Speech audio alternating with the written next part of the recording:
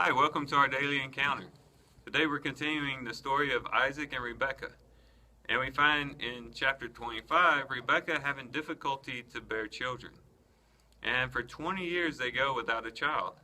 And it's hard enough to not be able to have a child, but you add in the promises that God had given through Abraham. Isaac would have been familiar with the promise that through Abraham, all the nations of the earth would be blessed, and that promise was to go through Isaac.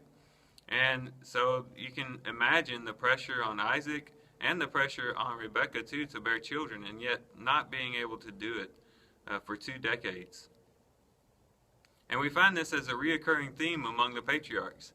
Abraham and Sarah had difficulty having a child. We'll see it also with Jacob and his wife Rachel. Rachel struggling to have children for quite some time. And whenever we see something occur over and over again, it's time for us to kind of turn our attention to something and see, what is it that the Lord is showing us through this?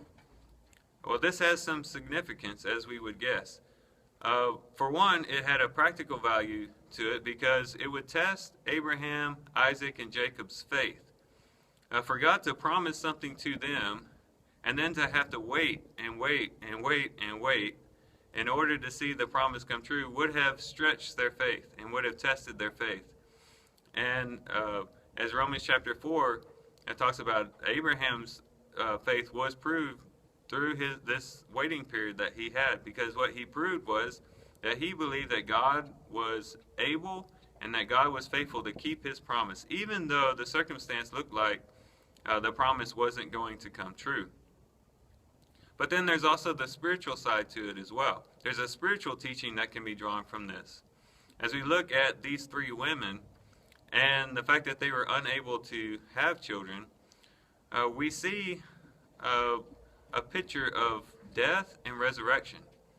Also in Romans chapter 4, this idea of them being unable to bear children was related to death. It says that Abraham didn't consider his own body being dead, seeing how he was approaching 100 years old, nor the deadness of Sarah's womb. And so there was deadness, a picture of deadness in their womb, in the sense that they were not able to produce life. But then through the power of God, all 3 of these women received life in their womb. And in that life, the promise was carried through. And so God demonstrated his power through, in a sense, resurrecting their bodies, bringing life to their bodies. And this becomes a theme basically through the whole scriptures, this idea of death and resurrection. Of course, we see this in a climax with Jesus Christ himself. As he was crucified, he was buried in the grave, and then resurrected on the 3rd day. And so we see death and resurrection, and what God was able to accomplish. His promise was accomplished through that death and resurrection, just as his previous promise was carried through death and resurrection in Sarah, Rebekah, and Rachel. But then also, even for us as Christians, we have the hope of resurrection. And if you're talking about the literal resurrection that we're going to have, we look forward to that resurrection. But before the resurrection comes, of course, there has to be death. And there has to be a physical death before there can be the resurrection. But God is faithful who has promised. And when we look at our loved ones and we look at fellow Christians who have passed on, even though the situation and circumstance seems impossible, it seems dire, how is it that a dead person could be resurrected? We have to have the same faith that Abraham had, that God has the power to resurrect them. And the same for us as well. And so we have that hope. We have the hope of resurrection.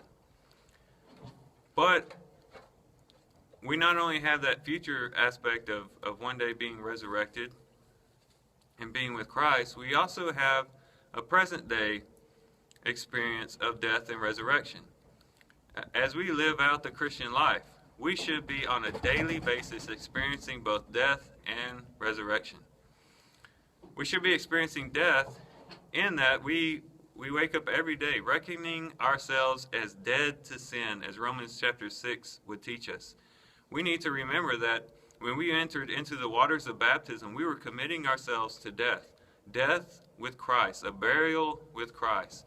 Dying to our old self, dying to our own way of living, dying to our own aspirations and our own way of wanting to do things. We died to all that. We died to sin. We died to rebellion. We died to the world.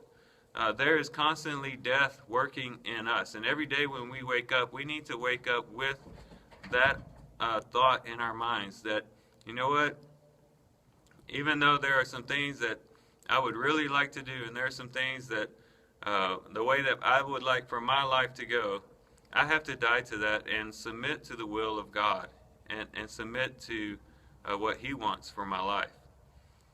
And so death has to be continually working in us. But then also resurrection occurs. Whenever we commit ourselves to death and we reckon ourselves as dead, automatically resurrection occurs. Resurrection comes. We begin to walk a new type of life. We begin to walk according to the new life that God has given us in Christ Jesus. And so there's death working, but also resurrection. You know, just like with an actual literal resurrection, you can't have a resurrection unless there is death, right? The same thing is true with us in our spiritual life. If we want the resurrected life, and we want everything that entails, and we want to live that life of oneness with God, that life that is filled with spiritual life, and filled with vibrance, and filled with joy, filled with peace and comfort that comes in living that type of life, we have to pass through death. We have to commit ourselves to death in order to achieve that. We can't skip to the resurrection. We have to go through the death. Even though it might be unpleasant, it may be something that we don't really want to do.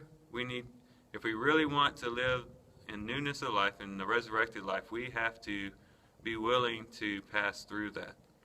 And we need to ask the Lord to help us to see ourselves as dead with Christ, to put to death the things that are in our lives that are keeping us from walking in accordance to His will. And then see the life flood in and live according to the life that God has given us. Well, guys, I do thank you guys for watching the video. Hopefully it's been helpful to you.